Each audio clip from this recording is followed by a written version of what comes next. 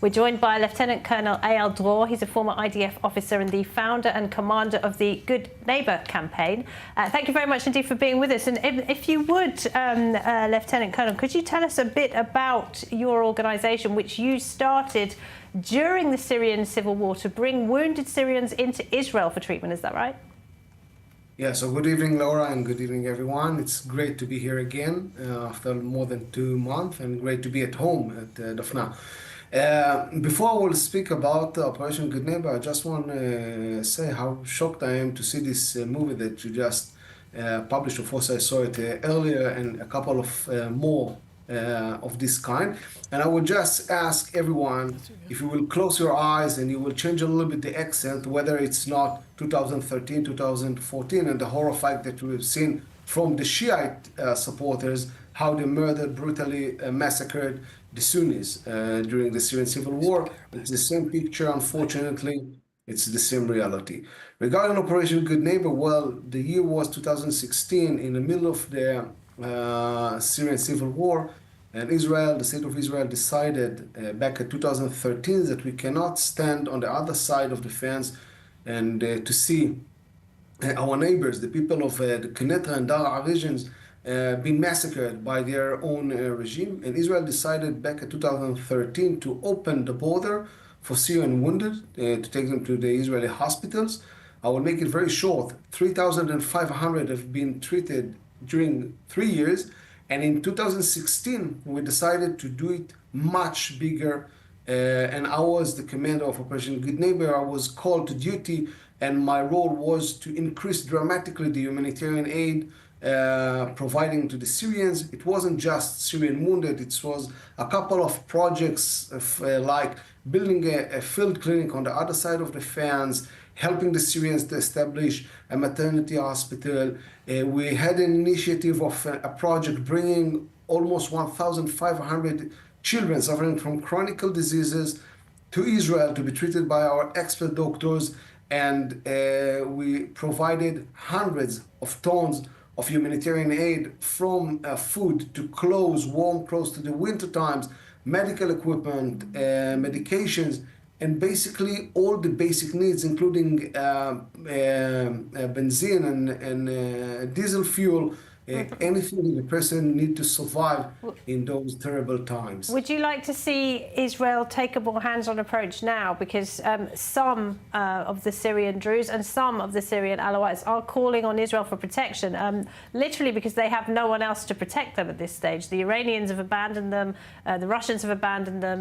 Some of these people are clearly in a great deal of danger. Do you think Israel should step up in some way to protect them? So we must clarify something. We didn't protect the Syrian civilians. We provided them humanitarian aid. There is a huge difference. Today, the Druze and the Alawite calling Israel to be involved in the war or to protect them effectively. It means with weapons or with IDF abilities, of military abilities. So this is a huge difference. The context is very different. It is not humanitarian aid. Today, every Syrian can go to Damascus or any place in Syria. There isn't any inside war.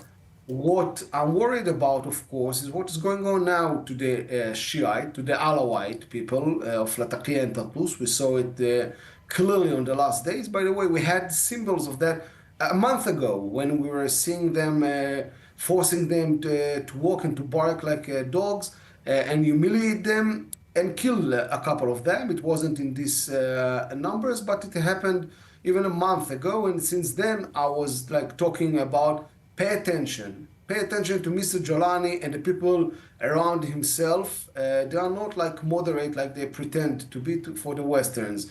This is why the Druze, why the Kurds, everybody is now searching a country to protect it, because they really know what is going on, and the last days just prove that. Whether Israel should be involved or not, I think it's a very important question. I will say that I do believe that there is a potential to have talk both government and both to secure our interests. And this is, I think, the most important thing. Israel should secure its own interest, especially after October 7th. We don't want any jihadi Sunnite empire on our border, and there is a couple of ways to make it, whether to talk with the regime or with some of minorities. I will just reminding the Alaouite that this was the people that when October 7 happened were making celebration about the terrible massacre. So, and now they are asking for aid again. It's because their bad situation that were involved, whether Israel should be interrupting this. I don't think that to make any military actions against the Syrian regime, the new Syrian regime, is now the turn.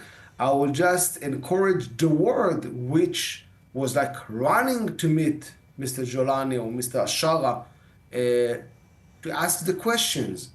You said that you will not allow the minorities to be hidden. You said it will be the country for all the civilians. Has the country changed from a Shia dictator, from an Alawite dictator to a Sunni dictator? Yeah. I think it's a question that's important to be asked by the world. Lieutenant Colonel Eyal Dror, we appreciate it. Thank you.